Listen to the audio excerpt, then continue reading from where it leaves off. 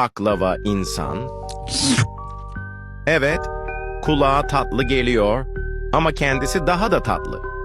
Doğduğu günden beri her katı ayrı bir lezzet, her gülüşü fıstıklı.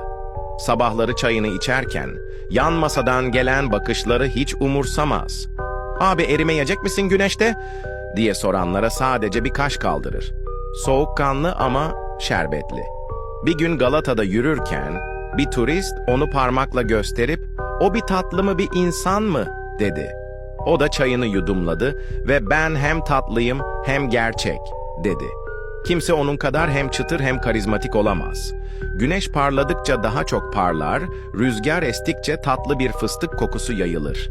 İstanbul'un sokakları onsuz artık eksik. Sakın dilini uzatma, çünkü o gerçek bir baklava ve şaka kaldırmaz. Ama yanında oturursan, belki bir dilim dostluk paylaşır.